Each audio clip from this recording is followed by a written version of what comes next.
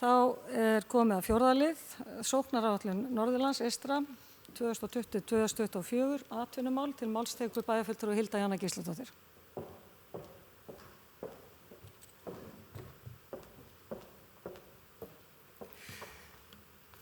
Forseti, ágætu bæjarfulltrúar, á fundi bæjarráðs á dögunum fórum við að ræða aðeins atvinnumál á svæðinu og í kjölfarið ræddum við að það væri tilvalið að taka umræðu sóknaráætlun með fókus á atvinnumál í því skyni að skapa umræður atvinnumál og ekki síst núna þegar að formlega kreppa skollin á og síðan auðvitað vegna byggðaþróunar almennt. Ég ætla að renna hérna og ég með glærur ykkur til yndisauka bara til þess að við getum reyna að koma sem mestu til skila. Til að byrja með bara rétt til upprýfunar þá er Norðurland eystra, þetta er svæði sóknaráætlunar sem að telur 13 sveitafélög, þar hefur eitt sveitafélag Tjörneshreppur sagt sig úr félaginu, en þetta er liðlega 30.000 íbúar. Við erum á þessu svæði 8,5% landsmanna sem er áhugavert að skoða í því samhengi við skoðum árið 2000, þá voru við 10,5% landsmanna.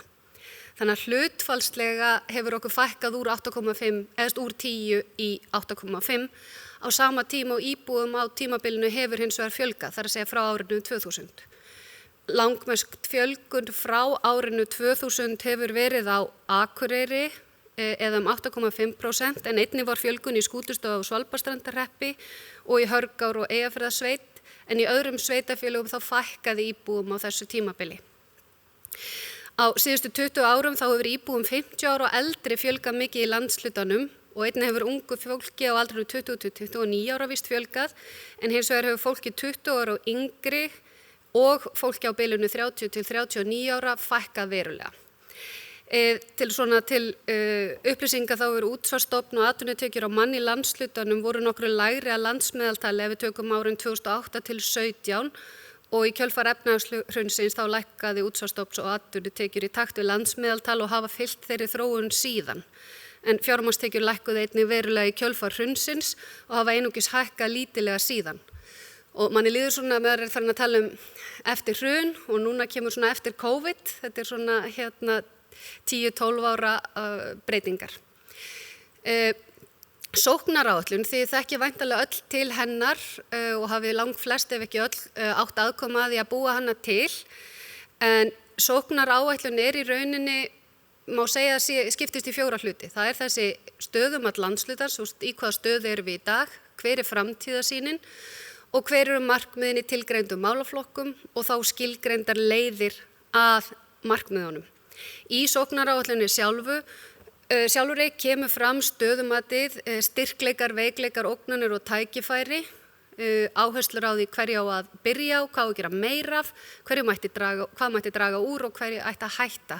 Og ég bendi ykkur endilega á sóknaráætlun til þess að lesa það nánar. Og það er í rauninni í öllu samhengi dálítið gott og ekki síst núna þegar maður hugsar við samþykktum eins og sóknaráætlun fyrir árið 2020 til 2024, svo einhvern veginn skall á COVID, hefur það gjörbreytt okkar áherslum til sóknar. Og við þurfum aðeins kannski að melta það. 3 þættir eru líka nefndir til umhugsuna fyrir okkar svæði sérstaklega og það er breidd atvinnulífsins, það er í rauninni töluverð breidd innan þessa landshluta. Mikið var rætt 4. iðnbyltinguna og tækifæri henni tengdu og sterk staða Akureyrar var talin sem einn af helstu styrkleikum þessa svæðis ef við tökum svona svæði almennt. Sóknaráætlun er gerð í opnu samráði þar sem það er í rauninni samtal kjörinna fulltrúa og almennings og það er hægt að sjá alveg hvernig þessi leið var gerð, það fundir, stýrihópur, stórfundur, samráðsvettvangur og svo að lokum voru drög að sóknaráætlun sett í samráðsgátt stjórnvalda. Ég vil vekja sérstaka athygli á því, ekki síst núna eftir COVID, að það er hægt að breyta sóknaráætlunum okkar á þingum SSNE. Og þing SSNE eru haldin 3 ári og næsta þing er 9. til 10. október. Þannig ef það er einhver bæjarfulltrúi, kjörufulltrúi hérna inni sem hefur áhuga á því að breyta með einhverjum hætti áherslum sóknaráætlunar, þá að gera að undirbúa það fyrir næsta aðalfund. Þessi sóknaráætlun í framtíðarsýninni þá þetta 3 þættir og ég ætla bara að nefna hérna, þetta er svona hvernig viljum við sjá svæðið. Þetta skiptist í 3, það atvinnu og nýsköpun, þar sem horftir til þess að hér verði sterkir innviðir, góðar samgöngur og nýskapandi atvinnulífi sjálfbærum landsluta, menning, að það sé auki vægi fjölmenningar og listnáms sem og fjölgun starfa í listgreinum og að lokum umhverfismál, þar sem að aukin vitund íbúa umhverfi og neyslu í samfélagslega ábyrgum landsluta framtíðarsýnin. Ég ætla að fara hérna sérstaklega yfir kaflan sem heitir atvinnumál. Það eru sett fram þessi markmið sem eiga að vera mælanleg og mælanleiki í þessu tilfelli er byggð á gögnum frá Byggðastofnun, RSK og fyrirtækjakönnun og svo gögn frá sjóðunum. Þarna sett fram metnaðarfull markmið að í fyrsta lagi hlutfall stöðugilda á vegum ríkisins aukist 15%, að fjölga nýskráðum fyrirtækjum 10%, að auka hlutdeild skapandi greina og hátækni í veltu atvinnulífsins 20% og að auka opinbert fjármagn til rannsókna, þróunar og nýsköpunar til landshlutans 40%. Í atvinnukaflanum síðan skipt upp þar sem við byrjum á því að tala innviðina, hverjir eru innviðir, flutningsleiðir og stjórnsýsla sem okkur finnst skipta máli. Þarna var töluvert rætt að bæta skipulag og innanlandsflugi og gera það almenningssamgöngum í samhæfðu kerfi sem tengir strætó og ferjum. Eins og þið vitið þá SSNE samruni félaga sem var til núna áramótin og Eyþing sem að þar áður koma málum og atvinnuþróunarfélag Eyjafjarðar sem Akureyrarbær átti hvort tveggja þátt í. Þau til að mynda skiluðu áliti sínu hvað þetta varðar til umhverfis- og samgöngunefndar þingsins og fóru fyrir nefndina til þess að ræða mikilvægi þessa.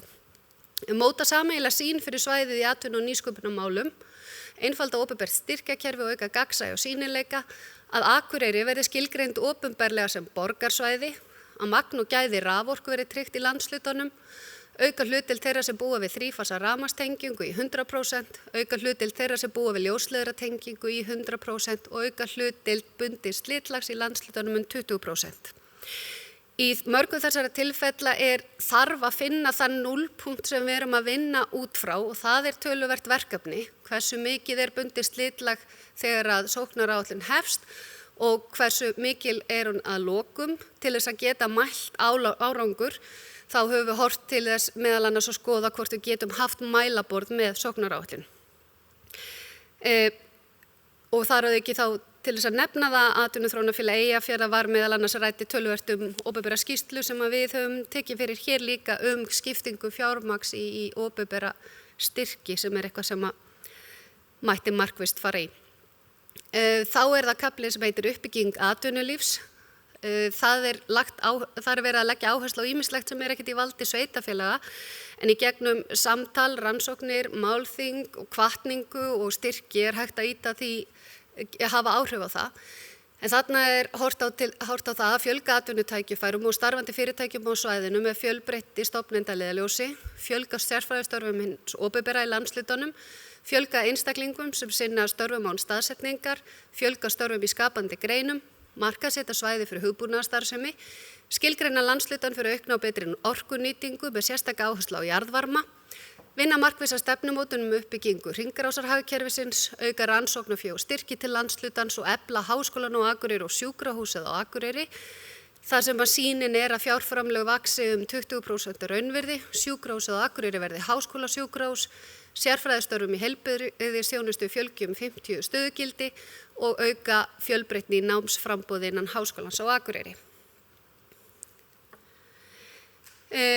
Þá talað skóla, atvinnulíf og nýsköpun, hvetja til nýsköpunar í norðurslóðamálum á Akureyri og að Akureyri verði miðstöð fyrir norðurslóðastarfsemi á landinu og þar sem þetta til dæmis komið inn í sóknaráætlun þá gat SSNE veitt umsögn frumvarp það að gera Akureyri formlega miðstöð norðurslóðamála og hefur rætt við þá nefnd sem að vinna að endurskoðun norðurslóðamála í landinu það, vonandi nær það í gegn. Auka verðmætasköpun í frumgreinum, styrkja umhverfi í nýsköpun og fjölga nýsköpunarverkefnum. Þarna stórt verkefni enda verið ný nýsköpunarstefna tekið í gildi á Íslandi og hvernig á að horfa sérstaklega á landsbyggðirnar í því samhengi.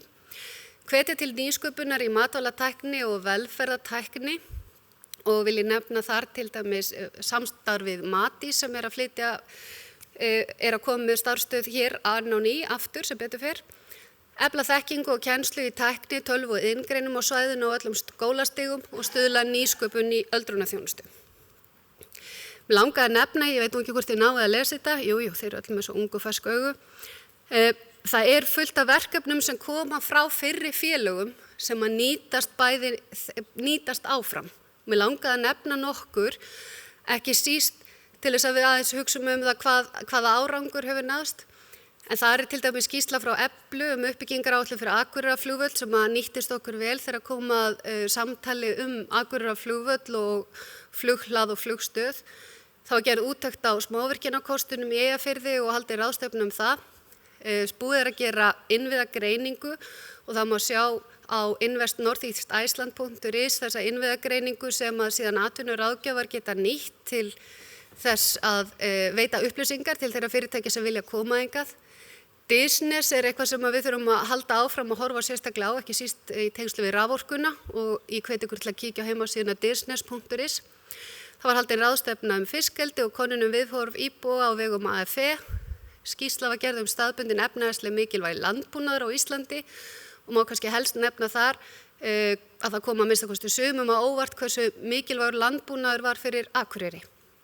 Gert verkefni sem þar sem við talaðum að efla grunnmenntun í raunvísindum og tækni. Framtíðarskipan úrgangsmála, þar var starfshópur sem fór á stað sem skilaði skýrslu og hélt rafræna ráðstefnu og þar svolítið beðið eftir stefnumótun umhverfisráðherra í úrgangsmálum. Það var gerð skýrsla RHA samstarf safna og ábyrgðasöfn á Norðurlandi eystra í samræmi við byggðaáætlun. Það sem horft til þess hvernig getum við unnið betur saman. Það var haldið málþing með nýsköpunarniðurstöðu tækifæri dreifða byggðar, skýrsla RHA menntunarþörf í Eyjafirði og Þingeyjarsýslum, menningabrunnur sem gagnagrunnur menningatengda þjónustu sett á laggirnar.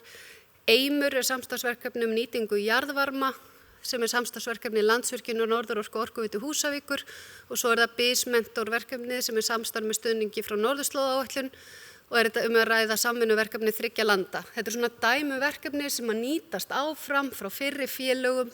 Þau eru ekkert horfin út í kosmosið, hvorki verkefnin nýju upplýsingarnar. Að því að mér var falið að tala atvinnumál sérstaklega, þá vil ég auðvitað segja að menning og umhverfismál eru líka atvinnumál. Og atvinnumál eru líka menningar og umhverfismál. Þetta auðvitað allt samhangandi og svolítið erfitt að sjá hvað hvað. En ég vil nefna það nokkuð dæmi. Það talað að auka tækifæri listamanna til að koma sér á framfæri næri heimabyggð, efla menningatengda ferðaþjónustu utan háannar, efla matvælahátíðir á svæðinu samanber Local Food Festival, koma upp lífmassaveri, hvetja til nýsköpunar í nýtingu úrgangs og auka verðmætasköpun. Og því vil ég tala sérstaklega meginmarkmið menningamála að menntunarstig hækki 5%, að jákvætt viðhorf íbúa til menningar aukist 10%, að störfum í listgreinum fjölgi 10%, að fjármagn til menningamála aukist 10% og að hamingja innan landshlutans aukist árlega 5%. Þetta finnst mér alveg sérstaklega skemmtilegt því að hamingja vissulega mæld í könnunum og held ég að minna okkur öll á svolítið að það eitthvað fleira sem fysiskt þarna á bakvið það sem við viljum hafa í sókninni okkar. Markmiðin í umhverfismálum að draga úr kolefnisspori landshlutans 50%, draga úr urðun óendurvinnanlegs úrgangs 40%, að endurvinnslu hlutfall sé ekki undir 70% á svæðinu öllu, 80% af lífrænum úrgangi verði hluti af hringrásarhagkerfinu og 10% af skólpi verði hluti af hringrásarhagkerfinu. En það hægt að setja stefnu og setja sér háleit markmið, en hvað svo? Hvernig vinnum við áfram í þessu? Það má segja að við skiptum SSN upp í þessi svið, þar að segja við erum með atvinnuráðgjöf og þróun, með uppbyggingarsjóð, áhersluverkefni, menningamálin fór sér fókus og svo það byggðaþróun. Til þess að við áttum okkur aðeins á þessu, þá getum við séð bara að á uppbyggingarsjóður árið 2020, þá voru 82 verkefni sem að fengu samtals 76 milljónir króna. Það voru 32 verkefni á sviði atvinnuþróunar og nýsköpunar styrt samtals 38 milljónir og 50 verkefni á sviði menningar styrt samtals 38 milljónir. Til þess að bara rétt varðandi uppbyggingarsjóð, hann samkeppnissjóður og einmitt hluti á sóknaráætlun, en sjóðurinn hefur það hlutverk að veita verkefnistyrki til umhverfismála, atvinnuþróunar og nýsköpunar og menningarmála, auk stofn- og rekstrarstyrki til menningarmála. Sjóðurinn styrkir að jafnaði ekki meir en 50% heildarkostnaði verkefna og auglýsa skal opinberlega að minnstakosti einu sinni ári eftir umsóknum styrki til verkefni sem samræmast sóknaráætlun landshluta. Svo eitt sem ég vil bara taka sérstaklega fram að stofnanir, opinber hlutafélög og samtök í meirihluta eigu ríkis eða sveitarfélaga skulu að jafnaði ekki vera leiðandi aðili í verkefnum sem styrktur af uppbyggingarsjóði landshlutana.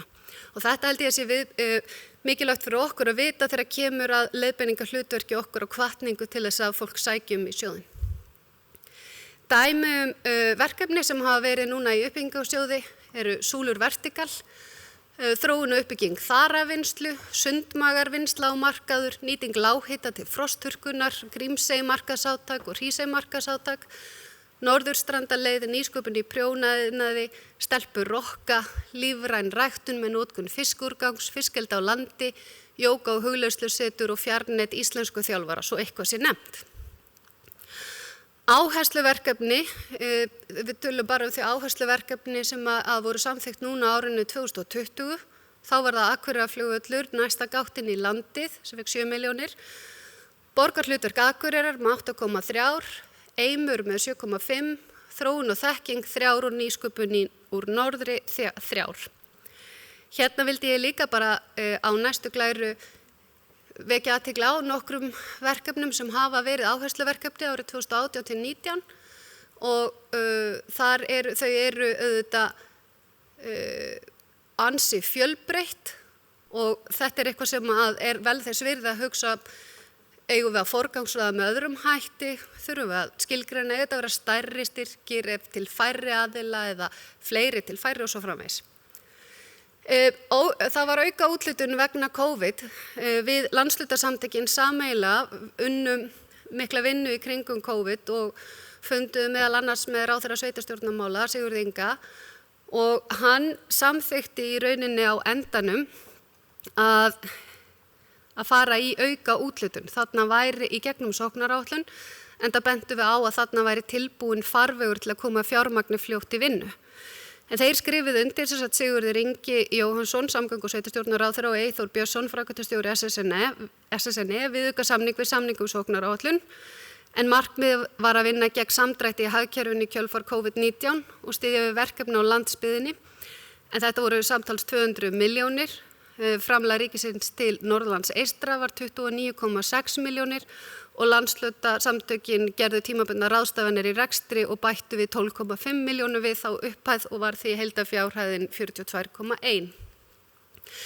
Ég vil bara nefna nokkur dæmi úr þessari COVID-úthlutun sem var endurskipulagning ferðaþjónustu í Grímsey, stofnun þróunarvettvangs í matvælavinnslu á Akureyri, ræktun og heitsjávarrækju með jarðvarma, hátækni gróðurhús, fyrsti áfangi, hvíta perlan, heilsulind, framleiðsla á vörum úr snyrtivörum og mjólk, upptökur á symfónískri tónlist fyrir alþjóðlega afþreyingariðnað, fund og ráðstöfnur heim og miðbærin hjarta Akureyrar, næstu skref ferðumst innanbæjar. En hvað gerir þá SSNE annað en að veita styrki?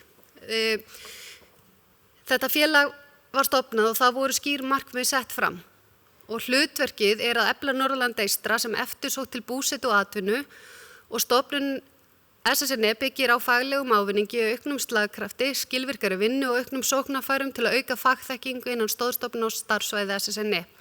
En það voru 3 til 4 starfsmenn á þessum 3 stöðum og við teljum að sameina geti þau haft mun meiri slagkraft. SSNE skal vera sterkur bakhjarl aðildarsveitarfélagana í sameiginlegum málum og stuðla að góðu mannlífi, lifandi menningarlífi og öflugri atvinnustarfsemi á svæðinu. Hlutverk SSNE er að þjónusta sveitarstjórnir, okkur sem hérna situm, og atvinnulíf á starfsvæði landshlutasamtakanna til að ná framangreindum markmiðum með eftirfarandi hætti. Það er að innleiða og fylgja eftir sóknaráætlun og byggðaáætlun, þar að segja með úthlutun fjármuna og styrkja til einstakra verkefna, svo sem mælt fyrir í lögum byggðaáætlun og sóknaráætlun. Gæta hagsmuna aðildarsveitarfélaga utan og innan starfsvæðisins, stuðla að öflugu atvinnusvæði til framtíðar með stuðningi við nýsköpun og atvinnuþróun, mótun svæðisskipulags og hagsmunagæslu þar af lútandi og annars greiningar, þekkingaröflun og þekkingarmiðlun sem nýtast hlutverki SSNE. Þetta var komið. Mig langar að nefna nokkuð dæmi þau verkefni sem hefur verið að vinna árið 2020, auk auðvitað allra hinna verkefnana. Það er náttúrulega mikil vinna verið hreinlega bara púsla þessu saman. Félagið tók auðvitað bara til starfa í janúar og framkvæmdastjóri kom til starfa í lok febrúar, þannig að þetta er nú ekki margir mánuðir. En SSNE kom öflugum hætti inn í COVID, svona afleiðingar.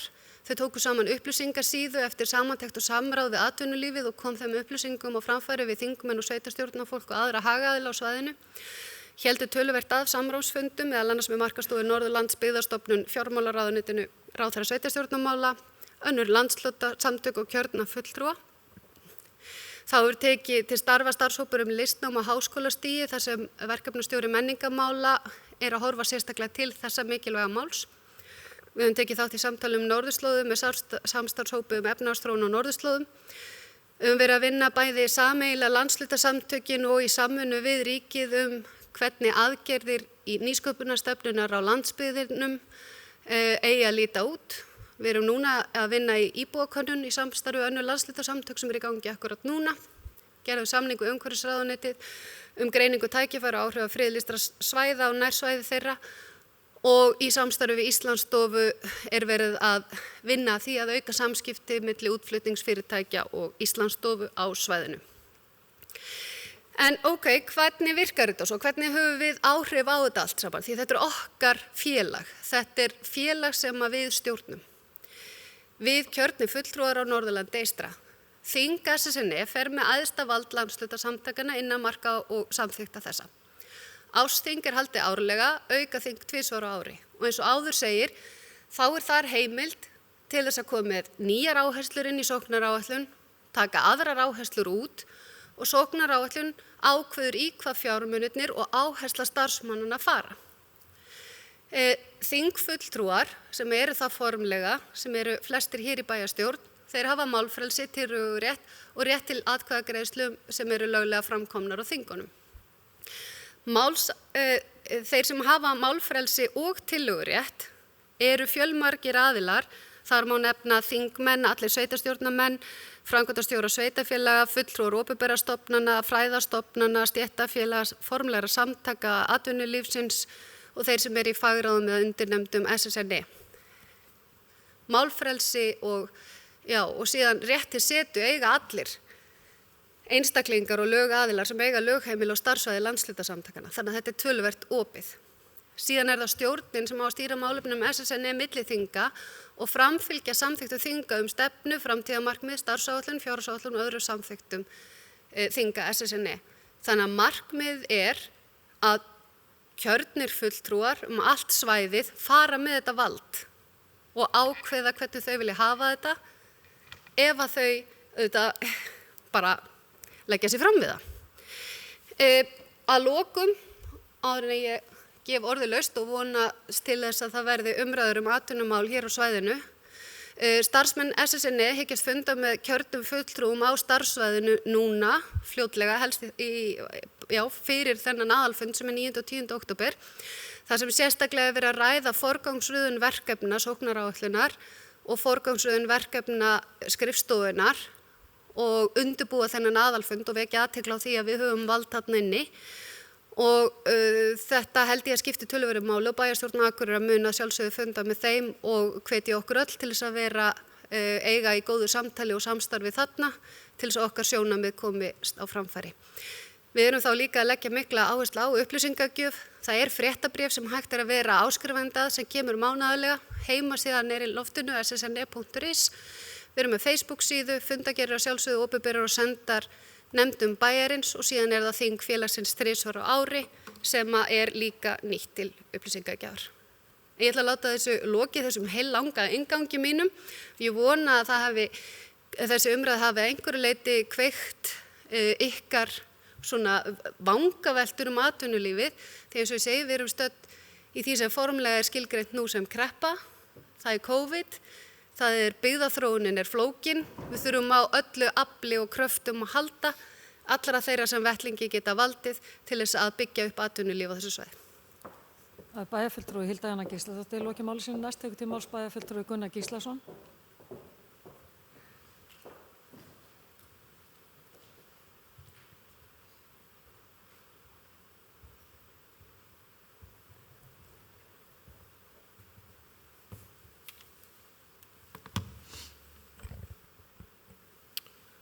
Forseti, ágætu bæjarfulltrúar, ég þakka formanni stjórnar SSNE fyrir mjög ítarlegan inngang að þessum umræðum. Við tókum smá umræðu þetta í bæjarráði daginn og það alveg rétt að það var bara ákveðið að taka þá umræðuna á þetta plan sem ég held að sé mjög nauðsynlegt. Og ástæðan náttúrulega margþætt. Í fyrsta lagi náttúrulega komið fram sóknaráætlun sem sýnst að við erum að fara að stíga fyrstu skref í núna frá 2020 til 2024. Þetta að mörgu leyti mjög gott plagg og unnið fyrir ári síðan í umhverfi sem var þá. Og það nokkuð ljóst að umhverfi hefur breyst og það getur þýtt það að við þurfum að taka þetta til endurskoðunar.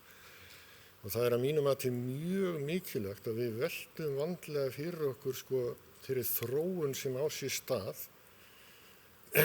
Til dæmis hér og í hverju einustu sveitarstjórn á svæðinu helst 2 til 3 ára á ári. Að velta fyrir sér hvar stöndum við gagnvart þeim verkefnum og þeim mælikvörðum sem verið að stilla hérna upp. Og nú liggur náttúrulega fyrir að til þess að ná þessum markmiðum hlýtur að þurfa að setja fram ítarlega framkvæmdaáætlun það hvernig menn ætla að stíga þessi skref. Og það verður mikið verkefni og ég geri ráð fyrir að það verði eitt af stóru verkum starfsmanna SSNE á næstu vikum og mánuðum. Og ég held að sé afar mikilvægt að við kjörnir fulltrúar fáum að fylgjast vel með. En af hverju að fara að tala atvinnumál núna? Jú, við erum náttúrulega stefnum inn í harða kreppu. Við hefum verið að leggja gríðarlega áherslu á það að efla atvinnulíf hérna gegnum ferðamennsku. Og þegar við förum að sjá til lands í því að einhverju leyti þá náttúrulega stöndum við frammi fyrir því að ferðamennskan bara engin. Ferðaþjónustan í raun og veru komin á fótum fram eins og staðan í dag. Þannig að við verðum að fara að horfa í einhverja aðrar áttir og hérna á Akureyri höfum við svo sem haft fjölbreytt atvinnulíf af mörgu tagi. Við vorum nú lengi háð iðnaði en það hefur breyst. Háskólinn hefur breytt hérna heilmiklu. Hér hafa komið inn stór og sterk fyrirtæki, bara eins og getum nefnt Samherja sem dæmi sem hafa í raun og veru staði hér fyrir mikilli nýsköpun og dælt fjármuni hér inn í mörg fyrirtæki, staði á bakvið útrás mjög margra fyrirtækja á svæðinu. Þar ber nú töluverðan skugga af í ljósi umfjöllunar þeirra mál og maður veit ekkert hvað að gerast. Því miður. Og ég velti því upp svona í þessu samhengi líka.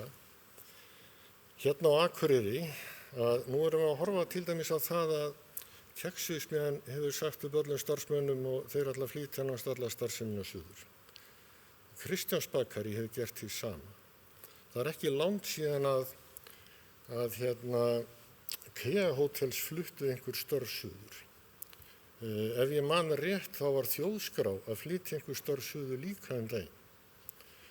Og ég hef bara verulegar áhyggjur af þessu vegna þess að ef við ætlum að styrkja stöðu þessa bæjarfélags þá hlýtur það að byggjast á því að hér skapist einhverja tekjur, einhverja atvinnutekjur, einhverja tekjur af atvinnu fólks.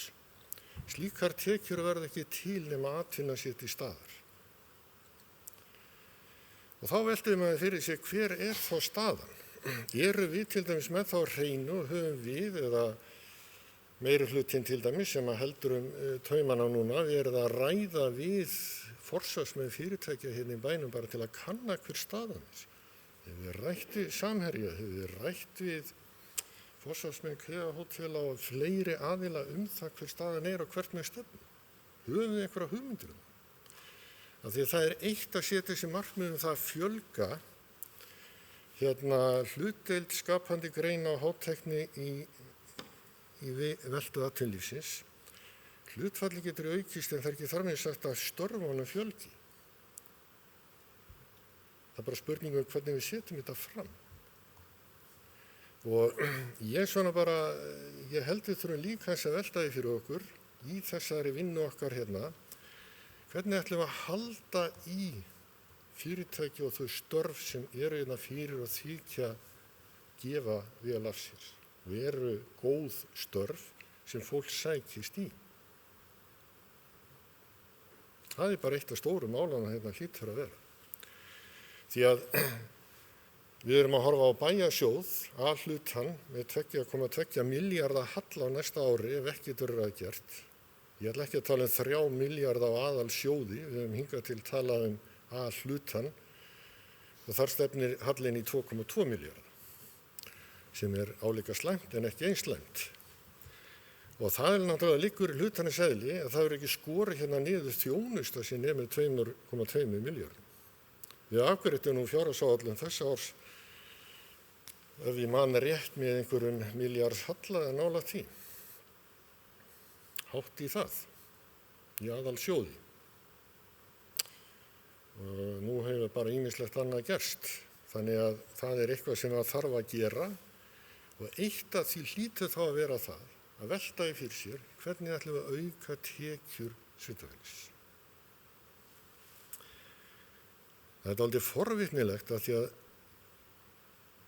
bæjarfulltrúi Hilda setti hérna fram ákveðnar tölur þróun og íbúafjölda. Ef ég reikna fjölgun íbúafjölda frá 2000 til 2019, þá er það fjölgun upp á 3.628 íbúa eða 24% með tölur Hagstofunnar. Ef ég tek þennan sama leik hérna milli 2000 og 2010, þá fjölgaði íbúum 2.332 eða 15%, en frá 2010 til 2019 hefur íbúum fjölgað 7,3% eða 1.296. Þetta er til dæmis eitthvað sem við ættum aðeins að velta fyrir okkur. Af því að það er stundum verið svo umræða hérna í bæjarstjórn að jú, okkur er að fjölga, það er jákvætt. En er okkur að fjölga nóg til að standa undir aukningu í þeirri þjónustu sem við erum að veita? Tökum sem bara dæmi, ef þessir 1100, ef við hefum haldið sömu íbúa fjölgun, þá væri 1100 fleiri íbúar á Akureyri. Hvað þýddi það í skatttekjum? Bara pæling. Og þá getum við velt í fyrir okkur, ætlum við ekki að fara að gera eitthvað til þess að auka og styrkja þessa íbúafjölgun sem við þurfum til þess að standa undir þessi kerfi sem hefur verið byggt hérna upp. Við náum ekki íbúafjölgun í bæinn að neinu viti nema við bjóðum upp á einhvers konar atvinnu. Og það er alveg rétt að það má gera þá ýmsa lund eins og bæjarfulltrúi Hilda fór hérna yfir og ég tek heils hugar undir að við þurfum að vinna eftir og það er margt mjög gott í þessu plaggi. Til að bara taka sem dæmi lífmassaveri sem ég hef mikinn áhuga á, að mér finnst við þurfa bara að fara að stíga ákveðin skref í því verkefni. Ég veit að það mun kosta, að hann er líka að gefa af sér. Og við þurfum að fara að reikna okkur einhvern veginn í haginn og taka með af þessu. Þetta er líka hluti af því sem að fólk horfi núna til þeirra flytur í svona sveitafélög. Það eru umhverfismál, það eru skólamál, það eru uppeldismál, leikskólamál og fleira. Það er fullt af tækifæri sem standa frammi fyrir okkur í dag og við verðum að fara að velta því fyrir okkur hvernig við ætlum að nýta. Og það er líka staðreynd að sveitafélögin hérna í kring hafa verið að bjóða lóðir á mjög hagstæðum kjörum og fólk að byggja þar. Ég gerir fastlega ráð fyrir að margt af þessu fólki sækja atvinnu hérna inn á Akureyri, en það greiði þá útsvar annar staðar, en sækja þjónustu hingað. Og þetta einn hluti af þeim vanda sem við stöndum frammi fyrir, það hvernig við náum að jafna þarna á milli. Þannig að við séum ekki að standa undir þjónustu sem aðrir reyna að vera að taka tekjur út á. Ég held að það bara verði allir átta sig á því að það þarf með einhverju móti að jafna þetta líka. Þannig að það eru margháttuð verkefni sem býð okkar og þetta ekki bara sveitarfélögin í kring. En sem er tilkomið Vaðlaheiðarganga, það náttúrulega ekkert vandamál að sækja vinnu á Húsavík eða frá Húsavík og hingað á þarfandi götu. Þannig að það ekkert að því að horfa til þess að byggja upp atvinnutækifæri þess að handan Vaðlaheiðar. Til að ég standi í vegi fyrir því.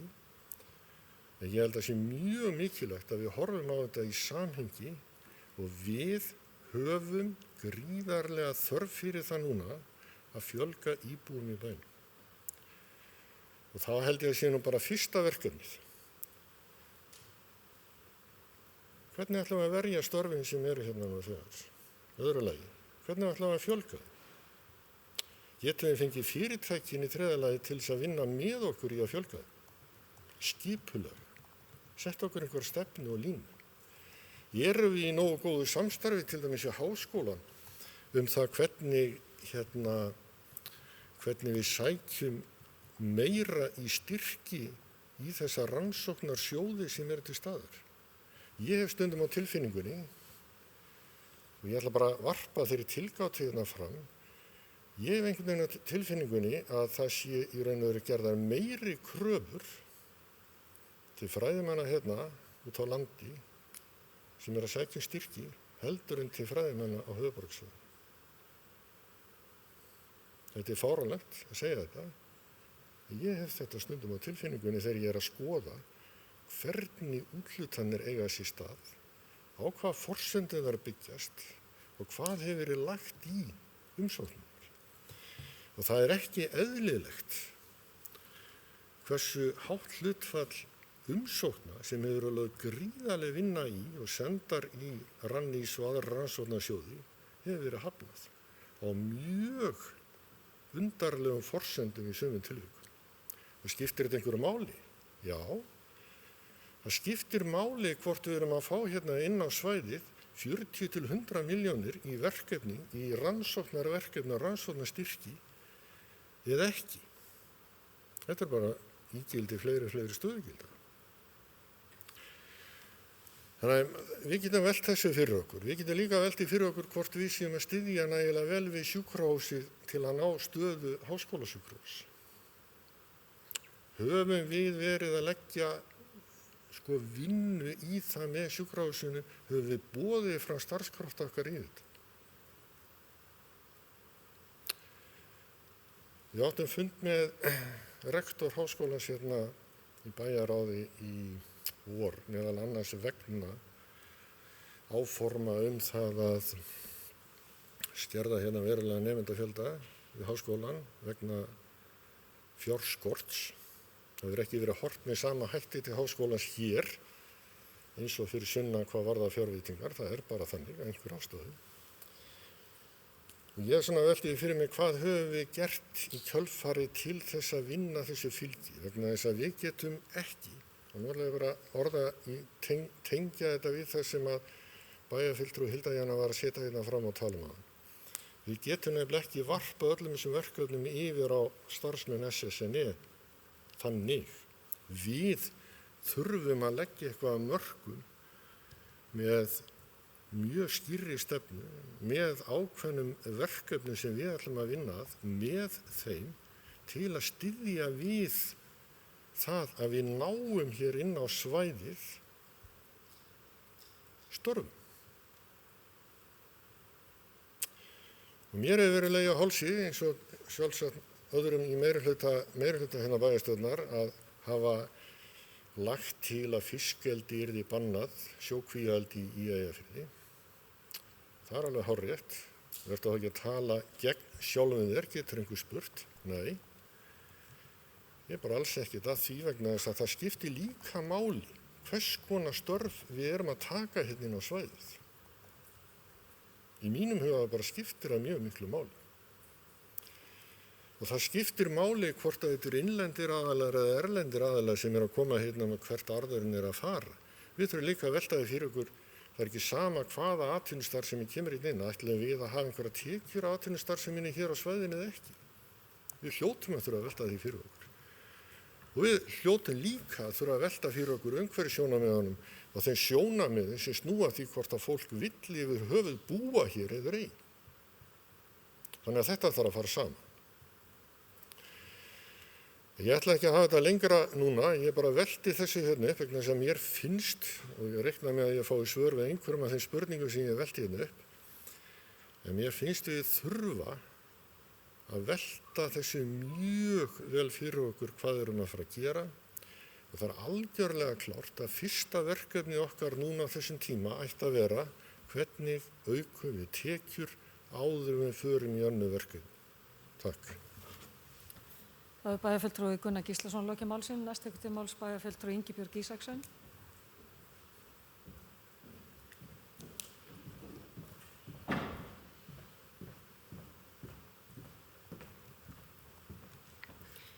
Forseti, ágætu bæjarfulltrúar. Mig langar að byrja á því að þakka bæjarfulltrúa Hildi Jönu sem jafnframt formaður stjórnar SSNE fyrir fína yfirferð á sóknaráætluninni og leið líka bara að fagna í því að hún sé komin hérna inn til umræðu hér hjá okkur í bæjarstjórn.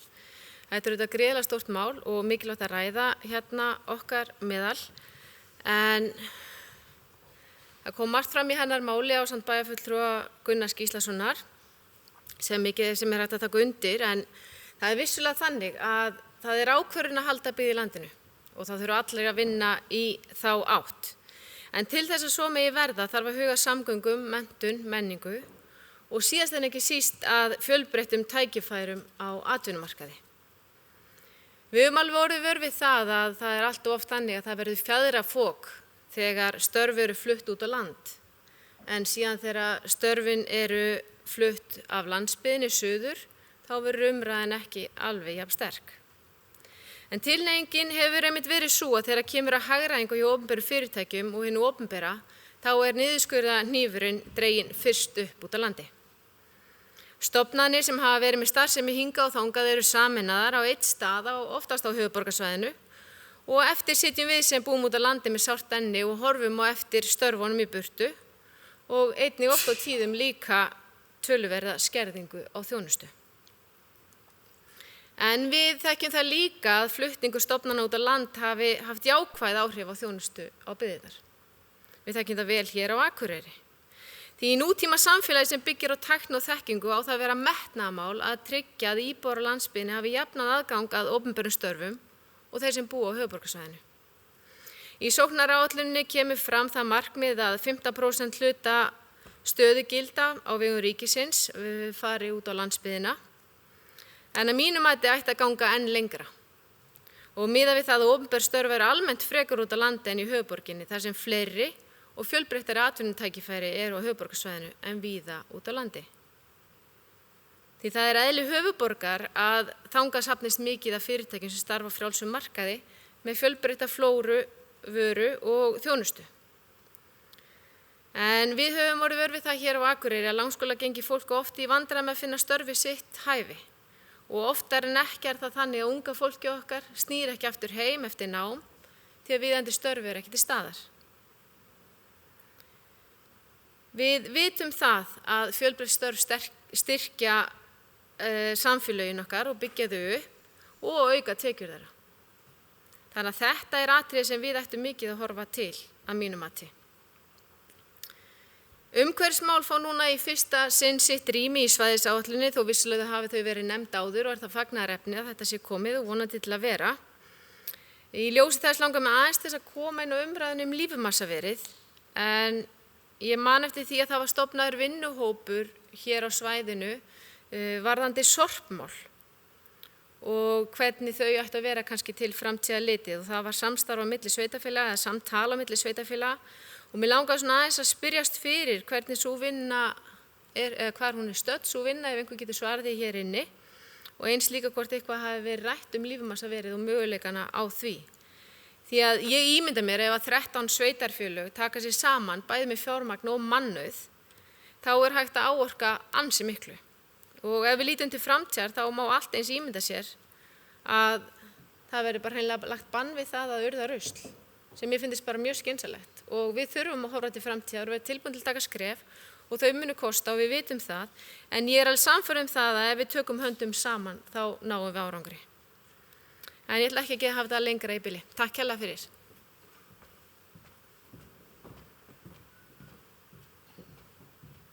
Það er bæjarfulltrúi Ingibjörg Ísaksen lokið máli sínu. Næst tekur til máls bæjarfulltrúi Guðmundur Baldvin Guðmundsson.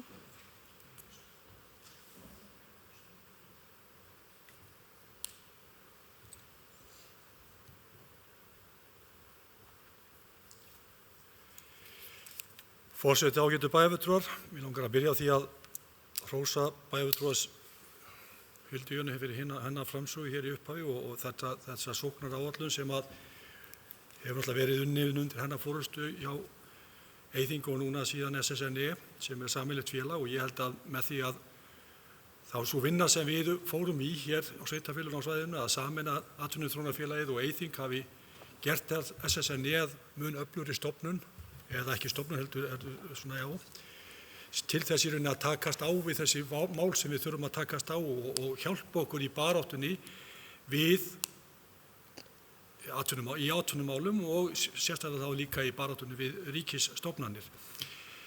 Bæjarfulltrúi Ingibjörg kom inn á hérna með varðandi fjölgun á opinberum störfum og ég get alveg tekið undir það að við viljum alveg sjá fleiri störf og hér stabílt vinnuafl. En það svolítið gaman að því þegar við erum að tala fjölgun og hvernig þróun hefur verið og við þurfum að bæta við og svo framvegis að þá, ef maður skoðar bara þessa tölu frá árinu 2000 og til dagsins í dag, þá hefur okkur Akureyringum eins og hefur komið hérna fram fjölgað.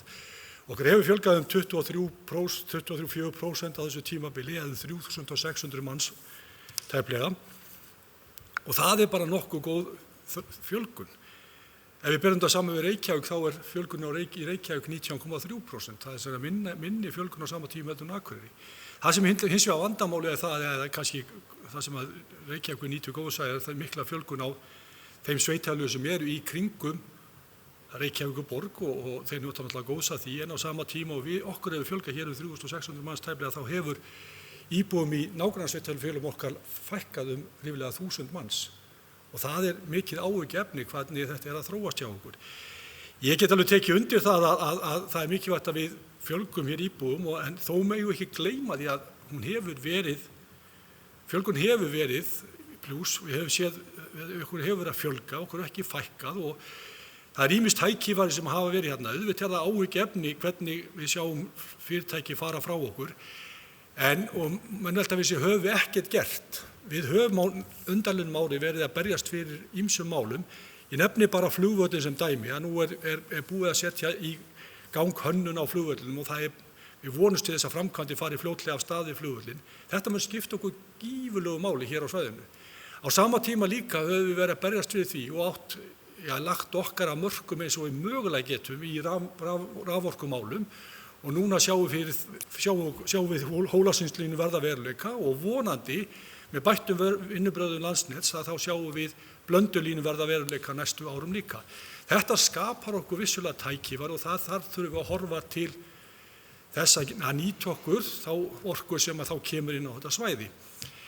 Bæjarfulltrúi Gunnar myndist á það að við verðum kannski í samstarfi og samvinnu við fyrirtæki. Það þó hins vegar þannig að ég veit ekki betur en að bæði bæjarstjóri og forseti bæjarstjórnar hafi tekið snúning á helstu og stærstu fyrirtækjum bæjarins hér og farið yfir stöðu mála í atvinnulífinu.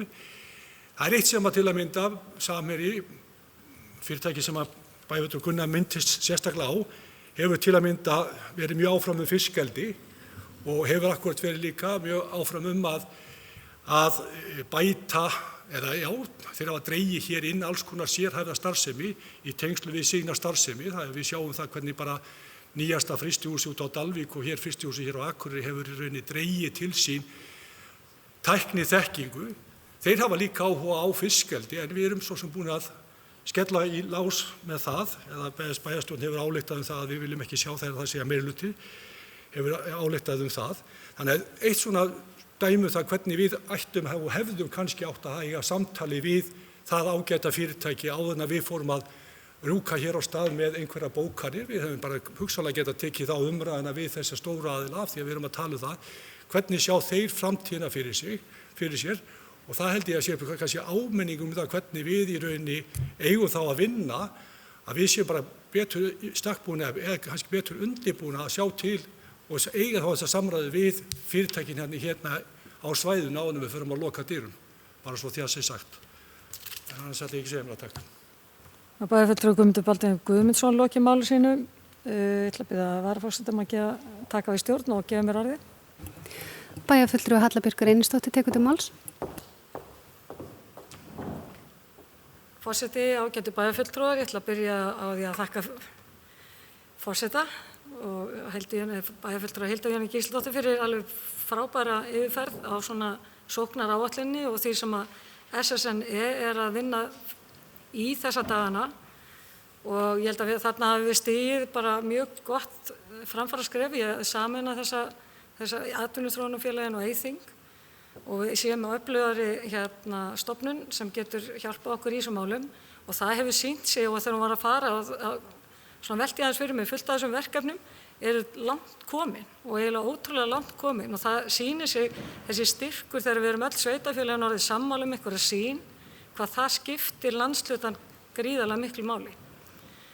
Af því við erum að tala síðan atvinnumál bara hérna á Akureyri og hvað við getum gert, við sem bæjarstjórn og við sem stjórnvald, að þá svona í mínum huga, þá er fyrst og fremst að veita þessa grunnþjónustu og þegar við vorum nú að taka hérna samtölin og fara í heimsókn til fyrirtækina, þá var svona gegnum gangandi, var bara svona, bara standið ekki í vegi fyrir okkur. Voru svona skilaboðin, aðstóð okkur og þjónustu okkur vel. Það var skilaboðin frá fyrirtækjunum hérna í bænum, meðal annars allavega. Og ég held að þú veist þessi grunnþjónusta sem við höfum reynd verið að sinna afskaplega vel, bæði skólamálum, samgöngumálum, umhverfismálum og einmitt gert bæinn alveg einstaklega aðlaðandi til búsetu, að það sé auðvitað það sem við höfum fyrst og fremst að vera að sinna eða sé á okkar höndum, eins náttúrulega að það sé alltaf nægt framboð á lóðum og þar getum við mögulega kannski staðið okkur lítið betur heldur en við höfum verið að gera og hjálpa fyrirtækjum í þeim breytingu sem mögulega vilja fara í eða flutning innan bæjarins eða til þess að koma hingað til staðarins. Við fengum, minnst aðeins á hvort að við værum í samtali við fyrirtækjum. Við gerðum það nú bara strax þegar COVID kom, þá vorum við nú bara með Zoom-fundi og fengum inn til okkar svona úr ýmsum geirum. En við höfum líka, ég og ásamt bæjarstjóra, verið í samtali við svona stóran, allavega slattafyrirtækjum skulum við segja, í svona stöðu að taka stöðuna og hvað sé, óvissan hins vegar gríðarlega mikil. Við erum náttúrulega öll svona einhvern veginn að fóta okkur í þessu nýja ástandi og ég meina við erum að fara inn í einhverja kreppu og það er ekki alveg allt komið í ljós hvernig aðstæða bæði fyrirtækjana verður og svo er verið að bíða og er alltaf að koma meira með ljós hvernig ríkið ætlar að bregðast og hefur brugðist við. Þannig að við erum ekki farin að sjá alveg heildarmyndina og fyrirtækin væntanlega ekki heldur. En ég held að til dæmis að því að Akureyrarbær er nú bara stór svona þjónustubær og þjónusta stórt svæði hérna á Norðurlandi og verið stór ferðaþjónustubær að þá eru bullandi tækifæri í innanlands ferðaþjónustunni hjá okkur. Ég held að við sem samfélag eigum eftir að geta nýtt okkur það að landin er ekki að fara erlendis og það hefur nú sýnt sig bara í sumar að með kortaveltinu og öllu því að Íslendingurinn er bara ansið góðu kunni. Hann eyðir tölverðu og það á eftir að skipta okkur miklu máli að standa okkur vel í að taka móti fólki. Og þarna eru tækifæri, það er eins að mínum að þetta er ofboðslegt tækifæri í umhverfismálunum. Við erum með frábært fólk og við höfum verið svolítið leiðandi í umhverfismálunum og við erum með frábært fólk að ég vinnandi hérna upp á Orkugarðinum til dæmi sem hafa komið með ýmsar hugmyndir sem getur í raun verið stóriðja hvað varðar störf Og þannig við kannski að sækja fram og einmitt að nýta tækifæri núna og svona íta þeim verkefnum eitthvað á stað.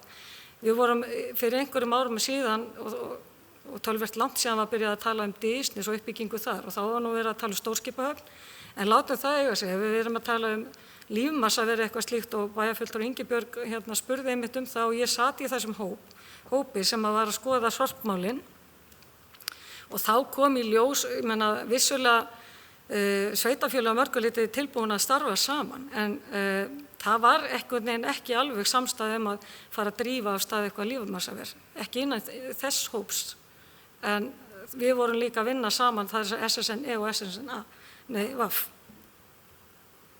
þetta er á í allt Norðurland og það voru svona svolítið mismunandi hagsmunir sem lágu á baki á hverju einu sveitarfélagi þannig að það náðist nú kannski ekki svona ein lína í því en mögulega algjörlega hægt að vinna með það áfram. Og við í svona mínum huga þar er kannski svolítið mikilvægt að við förum að stíga einhver skref, bara svona varða leiðina, við þurfum ekki að fara alveg strax í einhvern risastóran uppbyggingu og business en að byrja, þannig að það sé hægt svo að prjóna við það mögulega. Þannig að við erum með ýmis tækifæri og hvað varðar þessa samkeppnissjóði, þá skildist mér nú sem að bæjarfulltrúi Gunnar minntist aðeins á að við værum ekki að ná nógu miklu til okkar eða til þessa svæðis og það er náttúrulega bara sorglegt í raun en mér skildist einhvern tímann þegar við vorum að fara í það að við værum heldur ekkert oft allt og duglega að sækja í þessa sjóði. Það er að segja fólk héðan. Við værum kannski, og þar vantar kannski einhverja stoðþjónustu til þess að hjálpa fólki að búa til umsóknir og ná í peningin á svæðið. Svo bara svona í rétt í lokin þá svona til þess að halda því á lofti, þá þau með störfan staðsynningar og svo framvegis að þá þurfum við náttúrulega ljósleiðir að væða allan bæinn okkar. Það finnst mér að vera ægilega frumskilir til þess að við getum fara að bjóða fólki að vera með alls konar svona störf sem við geta tekið með sér og inni í gegnum netið. Að það að neðri brekkan hérna og einhverja götur séu ekki með ljósleiðara er bara ekki boðlegt. Svona áður en ég hætti þá ætla ég að lesa upp bókun svona fyrir hönd bæjarstjórnar sem við ætlum að standa að hérna saman undir þessum lið. En hún hljóðar svo með leyfi forseta. Bæjarstjórn hvetur ríkisstjórn Íslands til að standa vörð aðgerðaáætlun núgildandi byggðaáætlunar, ekki síst þegar kemur að uppbyggingu fjölbreyttra atvinnutækifæra land allt. Mikilvægt er að þegar störf eru flutt til höfuðborgarsvæðisins í nafni hagræðingar fylgi áætlun mótvægisaðgerðir sem komi í veg fyrir fækkun atvinnutækifæra. Bæjarstjórn hvetur ríkisstjórnina til þess að eiga í nánu samstarfi við SSNE sem gegnir mikilvægu hlutverki í atvinnuþróun og nýsköpun á Norðurlandi eystra. Þá leikur bæjarstjórn áherslu á gott samstarf og upplýsingaflæði milli kjörinna fulltrúa og starfsmanna SSNE og lýsir sig reiðubúna til þess að taka af fullum krafti þátt í því að árangur náist í sameiginlegum verkefnum í gildandi sóknaráætlun landshlutans.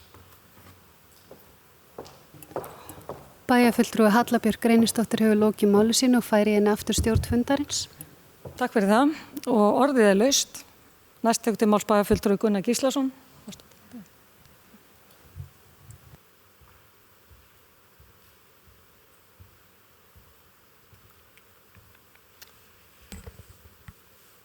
Forseti ágætu bæjarfulltrúar. Fyrsta lagi þá langar mig til að ítrekka það sem ég sagði áðan og taka það fram. Að það var ástæða fyrir því að ég skipti fjölgunnu upp í 2 tímabil frá 2010 og 2010 til 2019. Og að því að ég þó okkur hafi fjölgað 24% frá 2000, þá var langstærsti hluti þeirra fjölgunnar fyrir 2010. Og það er það sem ég hef áhyggjur af, það er hvernig þessi staða hefur þróað síðan og ég velti fyrir mér hvað við ætlum að gera til að breyta þessu. Og það er það sem ég spurði áðan og fékk ekki svarið. Þetta er ekki nema 7,5% fjölgun cirka síðan 2010. Og þetta er bara eitthvað sem við hljótum að þurfa að velta fyrir okkur og það er líka áhyggjuefni, bara verulegt áhyggjuefni, hvernig samsetning íbúa Akureyrar er að breytast. Fækkar börnum, fækkar fæðingum, þannig að aldurspíramídinn hann stefnir bara í að fara á hvolf. Og það er einhver staða sem ekkert sveitarfélag eða nokkur þjóð vill vera í. Það er bara ekki séns. Og þetta er akkurat það sem við þurfum kannski að velta fyrir okkur í ljósi alls þessa sem við erum að gera. Og þetta þurfum að horfa á í stóra samhengi á þessu svæði. Og þess vegna skiptir þetta mjög miklu máli hvernig við bregðumst við þessu. Og aðeins varðandi fiskeldið, ég meina það náttúrulega liggur fyrir hvort er að það kemur ekkert að störfum hérna næstu 7-10 árin og það er ennþá ónýttar 70 heimildur upp á 70.000 tonn annars staðar á landsbyggðunum. Og ég er ekki að hvetja til samkeppni við landsbyggðirnar, ég vil sjá fleira af fólki af höfuðborgarsvæðinu flytja inn á norður eða þó okkur fjölgi meira. Hvernig svo sem við förum að því, bara með eigin ráðstöfun.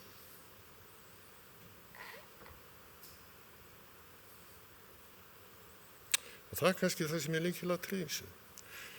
Og það er kannski akkurat þetta sem kom svo fram í máli bæjarfulltrúa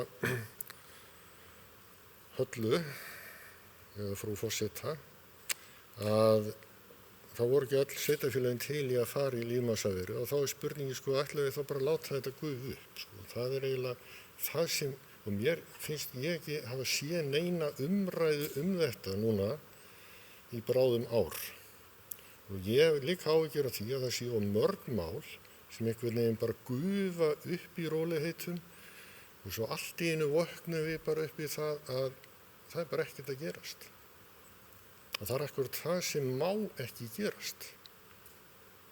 Þess vegna þurfum við að hafa miklu stífara aðhald á því hvernig við fylgjum málum eftir. Og ég ætla að treysta því að svo verði undir dyggri stjórn SSNE, ég ætla ekki að efast það.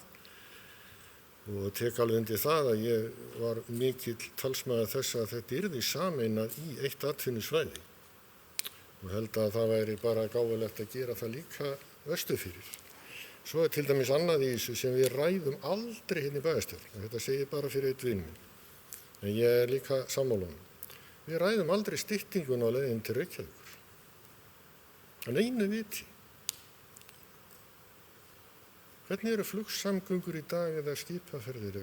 Hvar eru flutningarnir? Akkur eru við ekki að ræða og reyna að koma í gegn styttingu á leiðinni til Reykjavíkur svo við getum þá nýtt hana betur en við gerum í dag. Og hún kosti okkur minna. Það er bara til dæmis eitt stórt verkefni sem við getum unnið að. Takk. Það er bæjarfulltrúi Gunnar Gíslason lokið máli sínu, næst tekur til máls bæjarfulltrúi Eva Hrund Einarsdóttir.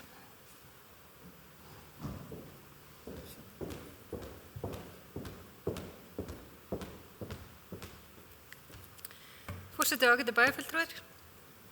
Ég vil líkt og aðrir þakka bæjarfulltrúa Hildi Jónu fyrir ítarlega framsögu hérna, þar sem hún fór vel yfir verkefni SSNE og út af hvað sóknaráætlunin gengur og fyrir hvað hún stendur. En ég sit einmitt í stjórn SSNE með Hildi Jónu og það hefur verið verðugt verkefni og einstaklega gefandi að koma því á laggirnar. En ég var líka þess heiðurs aðnjótandi að sitja í Eyþingi á síðasta kjörtímabili, þar sem meðal annars var ákveðið að taka til umfjöllunar þessa sameiningu á aðalfundi á Þórshöfn á sínum tíma. Og ég er afskaplega glöð og fegin að þessi ákvörðun var tekin að standa að sameiningu atvinnuþróunarfélaganna og Eyþings í þetta félag, því ég held að þetta muni styrkja okkur verulega og auka slagkraftinn til muna.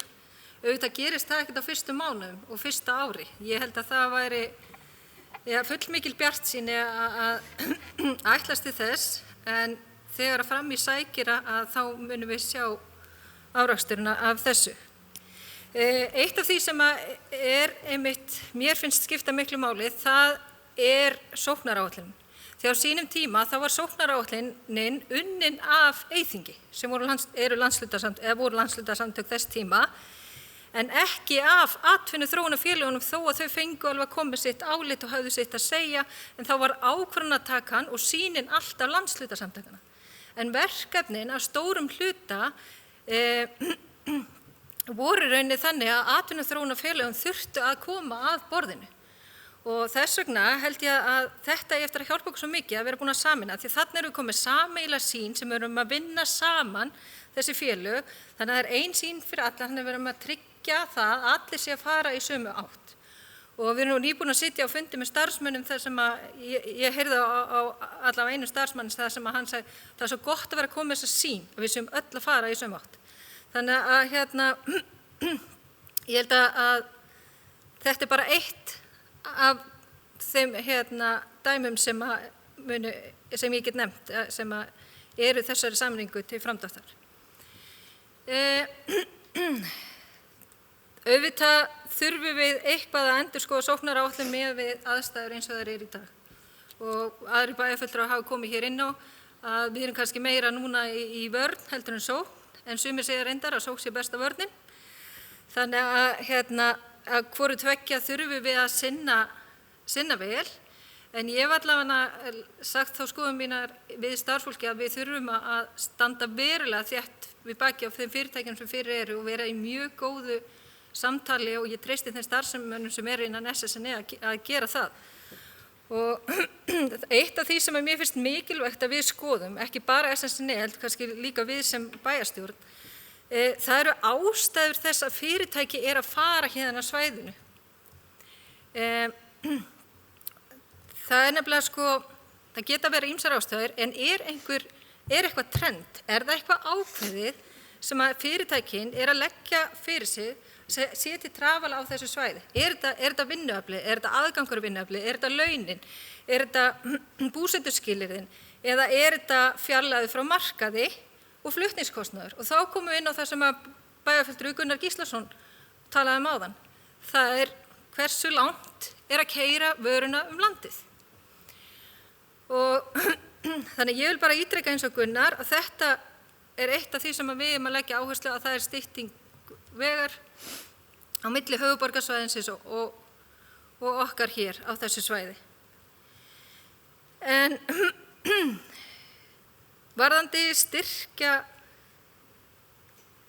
málin, já það hefur verið þannig að við eins og bæjarfulltrúi Halla kom inn á, við erum kannski ekki að sækja eins mikið og aðrir en við erum líka að fá einhverjar hafnanir, þannig að við þurfum líka að huga því hvernig við erum að gera þessar styrkumsóknir og ég hef sagt frá því kom inn í Eyþing og líka inn í Akureyarstofu, við þurfum að hafa sérfræðingar sem að leiðbeina og jafnvel bara gera þessar styrkumsóknir fyrir fyrirtæki eða frumkvöðla sem eru að fara af stað.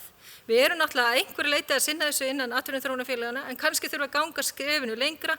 Ég er ekki að hallmæla þeim störfum sem að þau hafa verið að gera, heldur við þurfum kannski að bæta verulega í þarna. Nú til dæmis ný stefna Vísinda- og tækniráðs búin að var bara að koma út og það er gert ráð fyrir 50% hækkun í rannsóknarsjóð, tækniþróunarsjóð og innviðasjóð. Ég hef heyrt frá sjávarútvegs- og landbúnaðarráðherra að hann ætlar að auka í sjóðum hjá sér. Þannig að það er fullt af peningarna úti, við þurfum að sækja það því að þetta eru störf fyrir svæðið.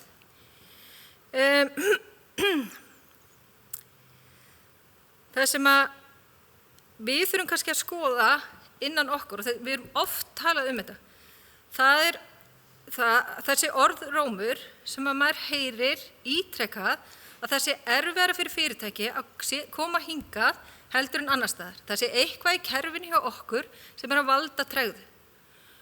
Og við getum ekki haldið áfram á sömu braut. Við verðum að breyta þessu. Ég er búin að heyra nokkur dæmi, bara núna í sumar. Þetta er ekki hægt. Skateparkið, það síðasta sem ég var að heyra, að það hefði miklu auðveldara að setja upp sambærilegt verkefni fyrir sunnan heldur en hér. Bara að koma söluvagn hingað hefði tekið helmingi lengur tíma að fá í gegn hér heldur en í öðrum sveitarfélögum. Lítill söluvagn. Við getum ekki haft þetta svona, þannig við verðum, eitthvað er ekki í lagi fyrst að þessar sögur halda áfram.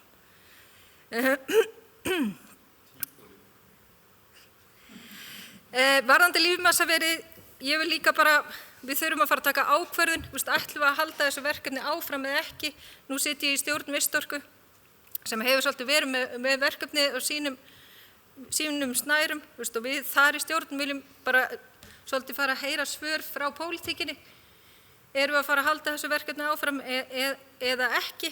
Mér persónulega hefur fundist þetta mjög spennandi verkefni og hefði viljað fara skrefinu lengra og klára reikningsdæmið hverju þetta er að skila, því að ég held að hugsanlega í framtíðinni geti þetta verið mjög spennandi kostur fyrir okkur. Ég var rosa ánægð að sjá hana upp á glærunum samtal og samstarf við Íslandsstofu, því ég hef ítrekað komið þeim skilaboðum að ég hef heyrt að þeir aðilar sem eru að koma fjárfesta til landsins, að þeir sem ítrekað beint til höfuðborgarstofu, ekki út á landsbyggðina, og því þarf að breyta. Það er ekki hægt að hafa það þannig. Þannig að það sé eitt af meginverkefnum starfsmanna núna að koma því í lag er bara frábært. Varðandi fjölgun starfa í opinbera geiranum á svæðinu, mér finnst svo mikilvægt að við séum að vinna með gögn, þannig að mér finnst mikilvægt að við séum að uppfæra gögnin sem við höfum, hversu mörg störf er að fara og hversu mörg störf er að koma. Ég sem bæjarfulltrúi er engan veginn að gera mig grein fyrir því hver staðan er núna versus þegar staðan var tekin síðast. Þannig að það er eitt af því sem mér finnst að við þurfum að fá upplýsingar og það er kannski talandi þessar núllpunktstöðu sem að Hilda var að tala að í þeim verkefnum sem við ætlum að fara í sóknaráætlun, þá er bara gríðarlega mikilvægt að við séum að notast við töluleg gögn og því þurfum við að finna núllpunktin og ég held að það sé einmitt stóra verkefni starfsmanna SSN núna.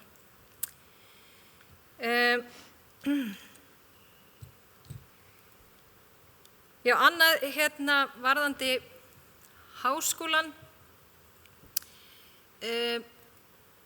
Ég held að við eigum að koma að því að mynda meira samtal og samstarf milli okkar atvinnulífsins og háskólans. Ég held að við getum verið lykil eða leiðandi í því samtali, hvort sem það er hjá SSN eða hjá okkur innan Akureyrarbæjar. Því að ég held að það vanti upp á þetta samtal og þessa samvinnu. Og eitt sem ég gleymdi að koma inn á varðandi styrkina. Ég held að sé fullt af fyrirtækjum hérna í bænum sem að halda að þessi styrkir séu allra jafna fyrir einhverja frumkvöðla, einhverja sem eru að fara nýir af stað, sem eru að stofna ný fyrirtæki. Ég held að sé sum fyrirtæki sem gera sér ekki grein fyrir að þetta er einmitt styrkir fyrir þá, að við styrkjum nýsköpun í þeim fyrirtækjum sem eru hér á svæðinu. Auðvitað getum við nefnt góð dæmi eins og Samherji og fleiri sem hafa verið mikið í nýsköpun, en það er ég held í fullt af minni fyrirtækjum sem að við þyrftum einmitt að kynna þessa styrki fyrir og hjálpa þeim að sækja sérstaklega á þessum tímum núna, þar sem við mörg fyrirtæki held ég þurfa að fá smá innspýtingu af fjármagni og hugsanlegri nýsköpun. Það er bæjarfulltrúi Eva Hrund Einarsdóttir, lokið máli sínu, næst tekur til máls bæjarfulltrúi Sólu Björk Stefánsdóttir.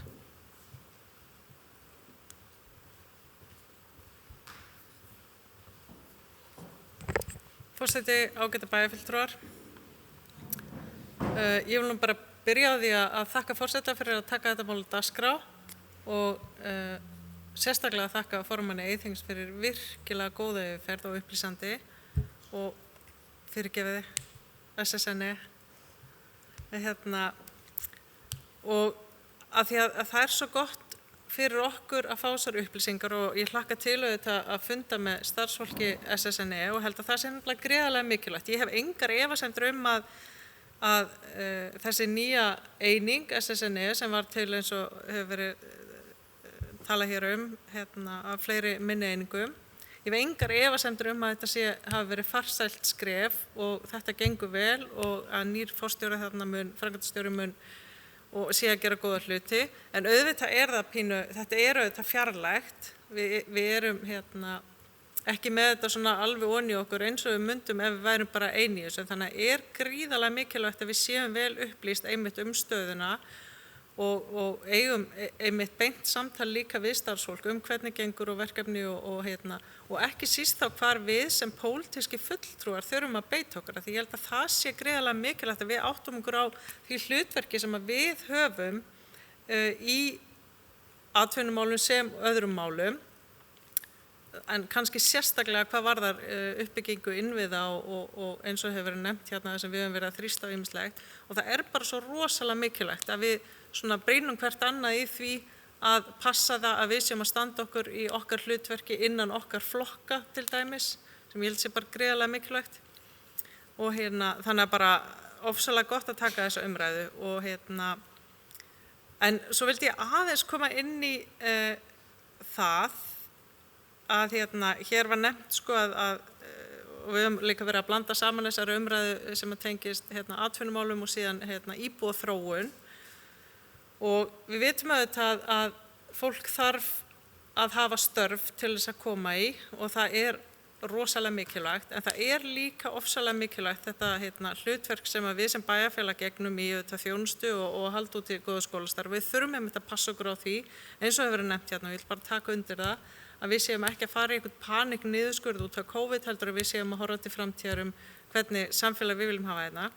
Og svo vil ég bara segja að því að við talaðum auðvitað viljum við að fólk flytji hingað á höfuðborgarsvæðinu, að ég held að við ættum að horfa miklu lengra heldur en það. Við eigum að horfa út í allan heiminn vegna þess að það þannig þróunin í flestum löndum að fólk flytur af dreifðari byggðum yfir á höfuðborgarsvæðin einmitt vegna þess að þar auðveldara að fá störf við hæfi. En síðan við líka með þessa þróun sem að alltaf að fara vaxandi, það að fólk flytur á milli heimshluta og landa og við þurfum að hugsa það mjög vel hvernig við ætlum að taka á móti þessu fólki hérna til þess að það nýtist samfélaginu sem best, til þess að samlagist samfélaginu sem best. Og þar auðvitað þurfum við sem stjórnvalda að standa okkur, en þar þurfa líka bara íbúar að standa sig. Og íbúar, við þurfum sem íbúar öll að vera tilbúin til þess að taka á móti fólki. Og við sem stjórnvald líka getum átt þátt í því hvernig við tökum á móti fólki með því að bæta okkur í því að tala við fólk, spurja íbúan okkar og finna út úr því hvað þeim liggur í hjarta og hvernig við getum bætt okkur. Og auðvitað, eins og var komið hérna inn á, hvernig við bætum líka móttöku á fyrirtækjum sem að hingað vilja koma. Og ég held að það sé akkurat eitthvað sem við þurfum að gera og kannski einmitt þetta verkefni sem að við getum ekki útvistað til SSNE, það að segja greina vandamálin í kerfinu okkar þegar að kemur að því að taka á móti hvort sem fólki eða fyrirtækjum. Greina þau og leysa þau. En svo auðvitað líka að greina tækifærin, en þar held ég fáum við líka mjög góðan stuðning frá SSNE. Ég held við þurfum að átta okkur rosalega vel á því að hluti af verkefnunum í mjög góðum höndum innan SSNE, en við þurfum að reyna að greina það líka hver okkar hlutverk og hvar það sem að við þurfum að taka til höndunum, og það auðvitað inn í okkar stjórnkerfi og hjá okkur sem pólitíski fulltrúar í því að beita okkur. En bara takk fyrir mjög upplýsandi og góða umræðu. Bæjarfulltrúi Sóley Björk Stefánsdóttir loki máli sínu. Næst tekur til máls bæjarfulltrúi Eva Hrund Einarsdóttir.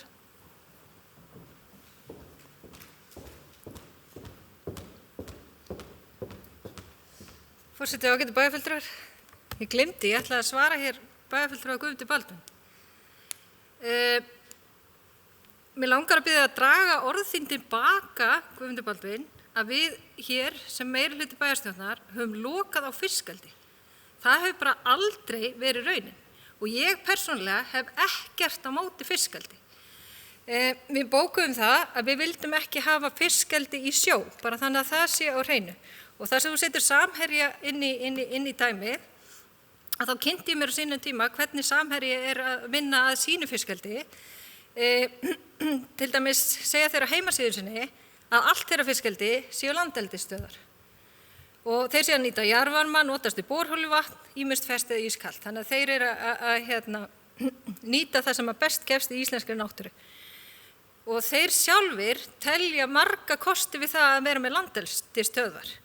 Og eitt stærsti kosturinn sé að það sé hægt að stýra eldisumhverfinu og það sé annar kosturinn sé að hættan á slysasleppingum sé hverfandi. Þannig að ég var bara mjög ósátt við hvernig þú orðaði hlutina því ég persónulega ítreka það ekkert á móti fiskeldi. Ég vil bara hafa upp á landi og greinilega hefur Samherji verið að vinna að því sjálft á ýmsum öðrum stöðum heldur en akkúrat hér. Þannig að ég vildi bara koma því fram. Það bæjarfulltrúi Eva Senda Einarsdóttir lokið máli sínu. Næst tekur til máls bæjarstjóri Ásthildur Sturludóttir.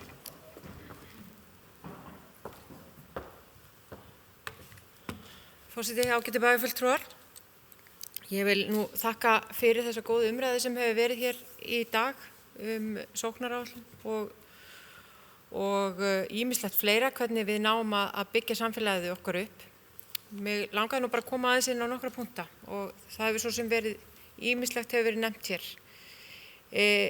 Í dag þá búa á norðausturhorninu 30.540 einstaklingar og það má nú segja að það ekki á mörgum stöðum það sem hefur fjölgað á síðastliðnum 8 árum en það hefur verið hér í kringum Akureyri á stóra Akureyrarsvæðinu en eftir því sem fjær dregur frá okkur þá hefur íbúum fækkað.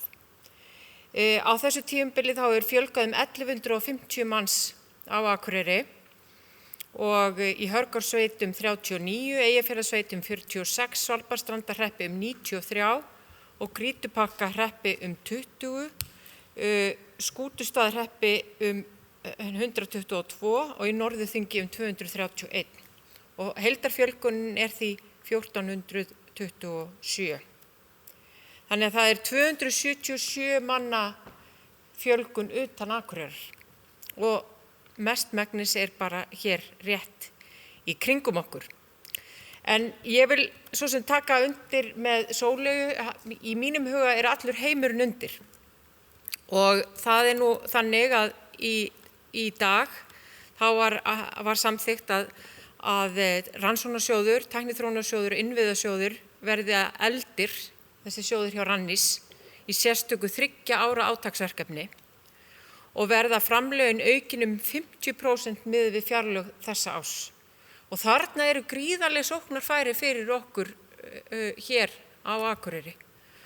Og ég held að við eigum að setja mikinn kraft í það að vinna góðar umsóknir sem eiga erindi, fá sérfræðinga til þess að vinna í þessum umsóknum, en þær þurfa að vera þannig að það sé nýbreytni og það sé eitthvað í þeim sem aukin nýsköpun. Þannig að við þurfum að horfa til þess. En sömuleiðis langaði mig líka til þess að segja ykkur frá því að því að við erum sammála það að heimurinn eigi að vera undir þegar kemur að íbúum. Að það mjög stór hópur sem út allan heim og vinnur út allan heim, sem við köllum digital nomads.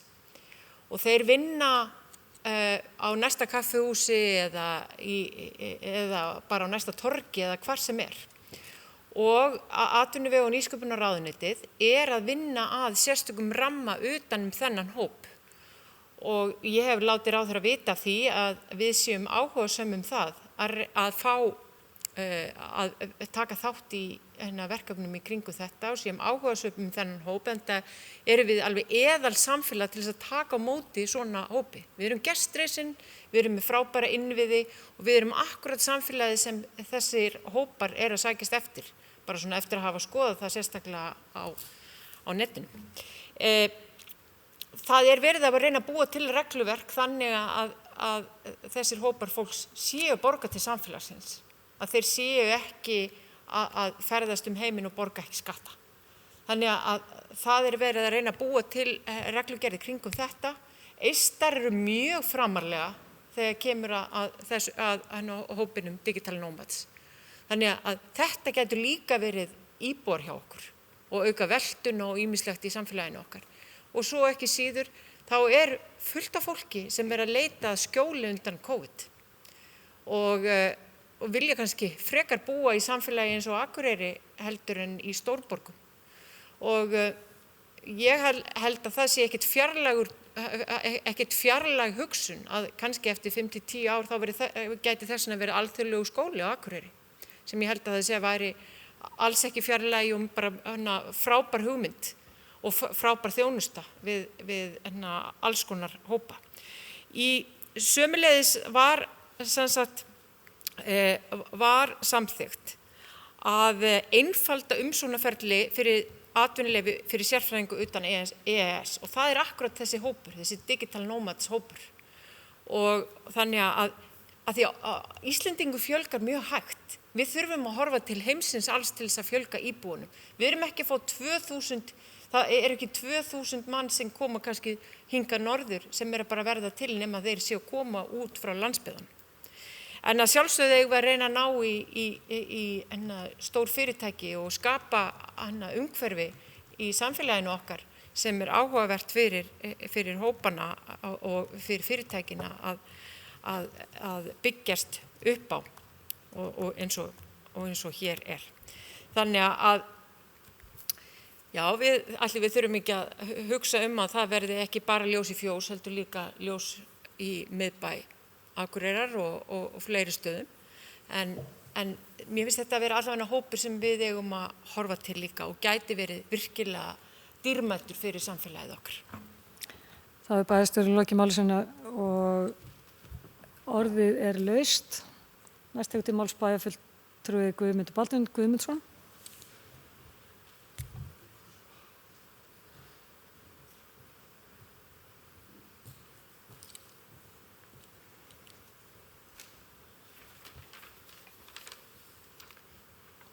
Forseti, ágætu bæjarfulltrúar. Það kannski að bregðast því sem að bæjarfulltrúi Eva komið inn á. Ég sagði já að við höfum með ályktun eða meirihluti bæjarstjórn hefði með ályktun sinni lokað á fiskeldi í Eyjafirði. Vissulega það rétt hjá henni og hún talaði að laxeldi í landi menn hefði ekkert verið að afnýta því en hins vegar þarna og vitnaði síðan í heimasíðu Samherja en ég bara að vitna í viðbrögð framkvæmdastjóra fiskeldis Samherja bæði á þessum fundi sem var haldinn hér þessi mál af vegum ráðherra og svo eftir þann fund þar sem hann hefur talað það var mjög óhress með þessa bókun og okkar afstöðu og ég bara var að benda á það mér þetta mikilvægt í rauninni á sama tíma og við tölum að eiga samtölu við fyrirtækinu þá held ég við eigum alltaf að gera það ekki bara stundum en þarna ég held líka að einn hópur að við höfum svo sem séð á síðustu árum og ég var bara akkúrat að tala við skipulagsstjóra í gær og það náttúrulega vekur svolítið athygli hversu mikið við erum að byggja af íbúðum hérna Akureyri og hvernig íbúðaþróun og þá veltir maður fyrir sig hversu margir eru hérna með dvöl til skemmri tíma og nýta sér þá aðstöðu sem hér í bænum og eiga þetta sem svona annað heimili. Og ég bara hef hitt hér fólk sem í sumar sem á íbúður hér finnst afskaplega gott að vera hérna og komið kannski á efri ár, hefur góðar tekjur, lífeyrisgreiðslur og annað slíkt og ég held að maður veltir við sér hvort að við höfum líka einhvern veginn að fókusera á þennan hóp. En þetta fólk sem oft á tíðum með kannski góðan eftirlaun og þá góðir skattgreiðendur, hafa áhuga á því að vera hér og nýta gæði, golfvöll, hlíðafjall og fleira. En spurningin svo hvernig við getum fengið og hvort að við getum fengið þetta fólk til þess að bara líta á Akureyri sem sitt aðalheimil, ekki bara sem svona annan dvalarstað. Og þá kemur ég akkúrat inn á það hvort að við verðum ekki að fara að slá í klárinn með þetta íbúakort okkar, þannig að við getum nýtt það svona til þess að bæjarbúar, þeir sem eru hér í bænum, svona finni hjá sér hag og þörf til þess að vera íbúar hér í bænum og hafi þá einhverja kosti vegna þess.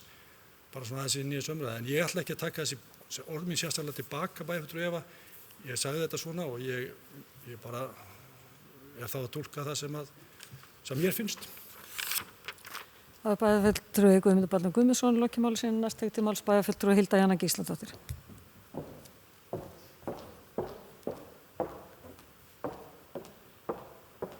Forseti, ágætu bæjarfulltrúar, takk fyrir að mestu leyti bara mjög gagnlega umræðu.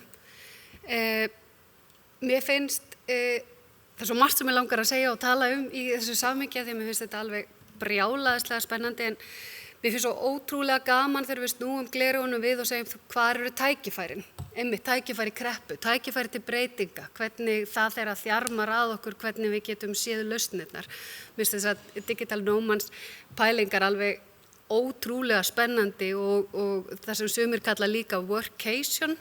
Það er að segja að þú kannski býrði í miklu margmenni einhvers staðar erlendis ef að okkur tekst að halda niðri COVID, hvað ef að fólk færi bara í sína 2 vikna sóttkví og gæti svo lifa og starfa hér þar sem að landflæmi er töluvert, þó það væri bara í gegnum kreppuna en það væri þá ferðamenn sem væri kannski að koma í nokkra mánuði en ekki í 2-3 daga eða yfir helgi með bakpoka.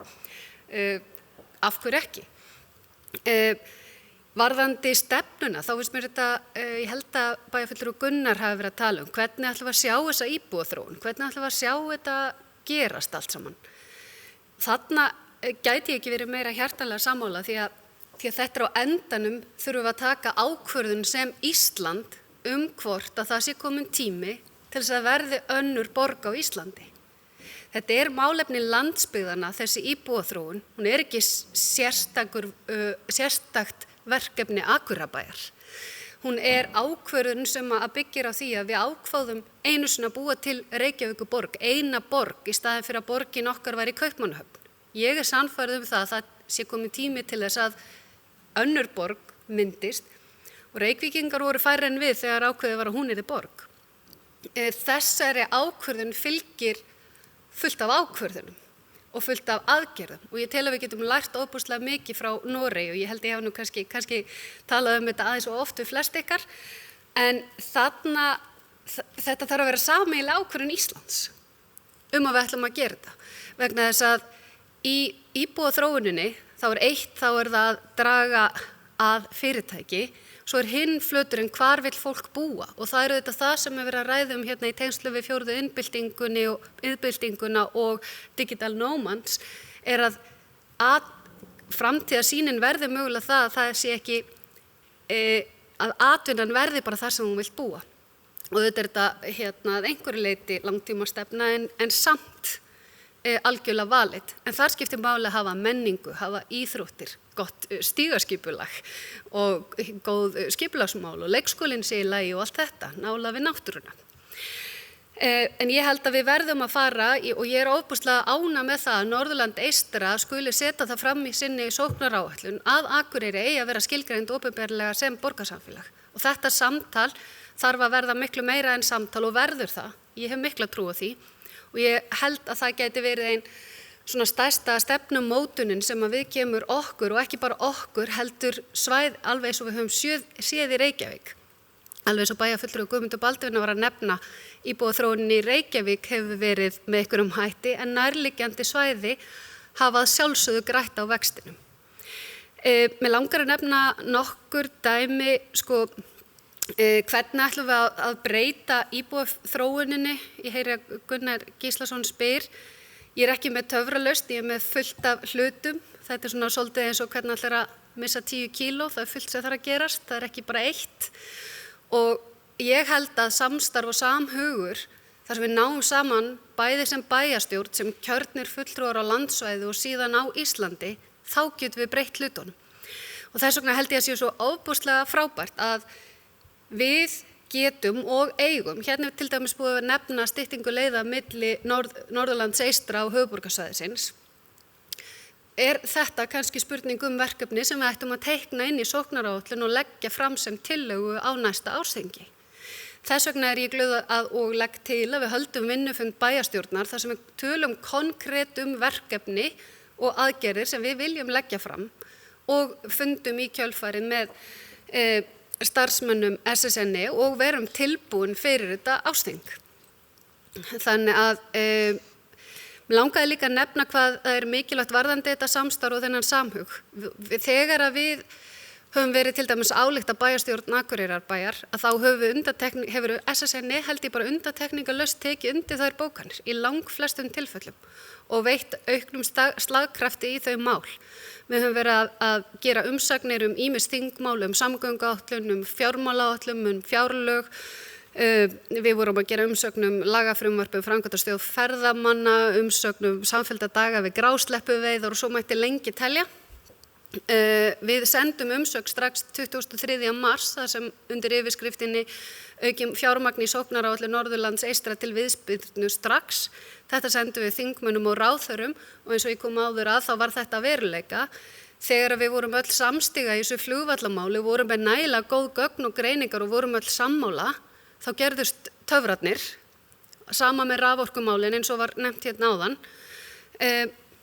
Varðandi lífmassaver og sorpmálin, mér finnst þetta lífmassaver og hugmynd auðlindagarð eða orkugarð með einhverjum hætti alveg brjálæðislega spennandi og eins og ég skil stöðuna eftir að þessi sorphópur var að vinna að það svolítið beðið eftir umhverfisráðherra eins og ég sagði í þessu opnunarávarpi, þau skiluðu af sér núna í mars og það voru ansi mörgum spurningum ósvarað frá ráðuneytinu meðal annars sorpbrennslur, hvort að þær ættu að vera margar eða fáar, urðunarskattinn og svo framvegis, þannig að það heldur, við viljum heldur ekki hlaupa alveg á undan en okkur skilst að umhverfisráðherra skili frumvarpi núna á haustmánuðum eða bara í september. Við höfum líka sýnt að þegar við erum með slagkraft til þess að standa saman, til dæmis hvítbókum háskóla eða núna þegar það var verið að átt að takmarka fjölda nemenda við háskólan á Akureyri, þá risum við öll upp sem einn maður, bæði bæjarstjórn á Akureyri og SSNE. Þetta hefur áhrif á umræðuna. Við höfum þrýst vel og lengi á legudeild sjúkrahússins á Akureyri sem að komast í gegn og auðvitað höfum við fundað með þeim. Fangelsismálin, ekki það ég þori varla að nefna þau, hvar eru þau stödd svo sem fangelsi á Akureyri. Og síðan það mikilvæg sem ég nefndi líka í upphafi að starfsmennirnir fóru allir speitt, hentu frá sér verkefnum þegar COVID var að skella á og höfðu samband við alveg ótrúlega marga í atvinnulífinu á svæðinu og settu fram til bæði þingmanna og okkar stöðugreiningu á stöðu atvinnulífsins sem lifandi skjal og á að vinna með áfram. Þetta hjálpaði allir upplýsingagjöf til þingheims og til okkar hvað væri að gerast. Varðandi styrkumsóknirnar þá þetta alveg hárrétt sem bæjarfulltrúi Eva að nefna og fleiri. Við þurfum og það þarf hreinlega að hafa það þannig við ætlum bæði að fjölga styrkumsóknum en ekki síður í ákvæðum styrkvilyrðum. Og það líka áhugavert að vita það að það einkaaðili sem að fara að bjóða upp á þessa þjónustu að sækja styrki fyrir fólk með sem gæti orðið spennandi samstarf. Mér langaði líka að nefna samtali við atvinnulífið í ferðaþjónustu auðvitað mikið og öflugt í gegnum stjórn Markaðsstofu Norðurlands og síðan auðvitað í gegnum hvað heitir sáhópur? Stjórn ferðamál. Stjórnstöðvar ferðamála, þar sem að 3 ráðherrar sitja og rættir ferðamálin og meðal annars fyrirætlanir breyting á hlutverki Markaðsstofu í áfangastaðstofu þar sem að sveitarfélögin gegna mikilvægu hlutverki. Þannig að ég ætla nú kannski ekki að þreyta ykkur endalaust, en mér langar að nefna eitt lítið verkefni sem að mér fannst rosalega stórt og merkilegt samstarfsverkefni. Og eiginlega hálfgerð tímamót hjá okkur sem ég tel að við geti breytt því hvernig við horfum á verkefni og það opnun kvennaathvarfsins hér á Akureyri. Gríðarlega mikið gæsahúðar augnablik á sama tíma og auðvitað allir verða pínu sorgmættir yfir því að þess þurfi. En þetta koma öll sveitarfélögin á Norðurlandi eystra og taka þátt í kostnaði á móti ríkinu.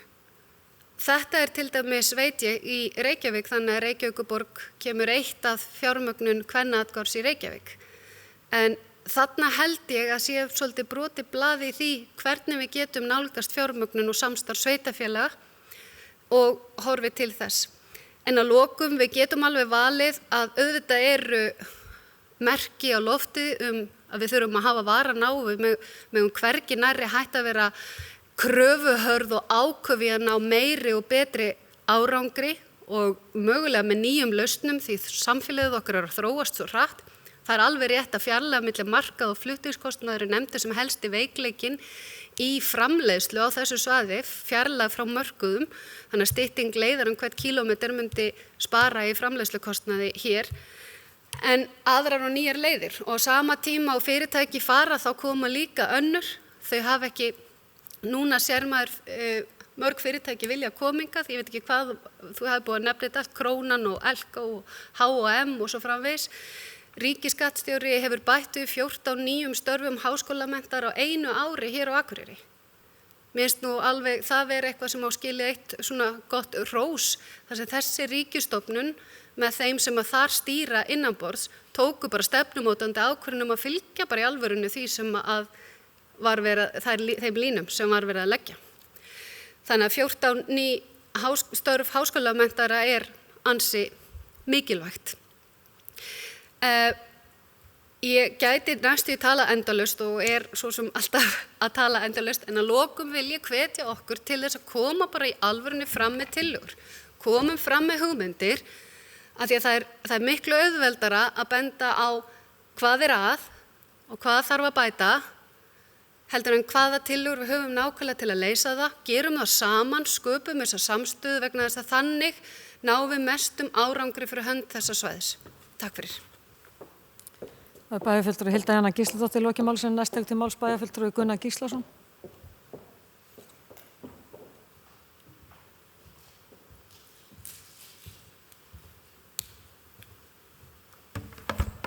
Forseti, ágætu bæjarfulltrúar, já, það skiptir máli að vinna saman og ná samstöðu, en við þurfum þá líka að byggja þá samstöðu á gögnum. Og við þurfum að hafa þá skýr gögn til að taka ákvarðanir út frá. Ég ætla bara að taka undir það sem að bæjarfulltrúi Eva Hrund kom hérna inn á áðan, að við þurfum að hafa þessi gögn. Og það er þannig að þegar núverandi þingmaður Samfylkingarinnar, Albertína, var atvinnumálafulltrúi hérna, þá var farið að safna til dæmis gögnum störf í opinbera geiranum og í ýmsum atvinnugreinum hérna á Akureyri og halda dálítið utan að. Einhver ástæðu þá datt þetta verkefni bara út á borðinu eða féll niður þegar hún hætti. Þetta er til dæmis eitt af því sem við getum haft sem svona barómeter á það hvernig atvinnulífið er að þróast, að fylgjast með þessu. Þetta er að vísu, má kannski skoða þetta hluta til inn á vef Byggðastofnunar þar sem að þeir taka saman til dæmis skýrslu atvinnutekjur og þróun þeirra yfir ákveðin tímabil. Og þegar maður til að skoðar þróun atvinnutekna á íbúa tímabili 2008 til 2018 hérna á Akureyri, þá sér maður það að meðaltalstekjur hérna á Akureyri hafa alls ekki hækkað í samræmi við meðaltalið á landinu. Og ég tók bara að ganni mínu saman hérna í milljónum króna, eða bara í krónum, hvað hefði nú munað þarna ef að við værum á landsmeðaltali með atvinnutekjurnar per íbúa. Og munurinn er 9 milljarðar á árinu 2018. Ég held að við þurfum einhvern veginn að velta þessum hlutum aðeins fyrir okkur, af hverju er þessi staða svona en ekki hinsegin. Því að við þurfum þá að bregðast við og taka ákvarðanir. En svo getur maður kannski sagt líka núna að það sem gerist þegar við lendum í þessu COVID er að efnahagurinn fer á hvolf. Við erum í vandræðum, en á móti að þá höfum við fengið samþykki til dæmis fjármálaráðherra fyrir því að byggja hér flugstöð, farið flughlaðið og fleiri slíka þætti. Sem er þó jákvætt og gæti komið okkur til góða síðar.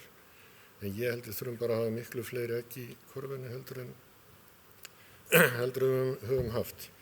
Svo bara þakka ég bæjarstjóra fyrir að staðfesta töluna sem ég var að setja fram á hann þróun íbúafjölda. Takk fyrir. Bæjarfulltrúi Gunnar Gíslason loki málsins, orðið er laust. Sem fleiri hafi ekki hvað sér hljóðst, þá segir við þessari umræðu lokið þennan fjórða lið.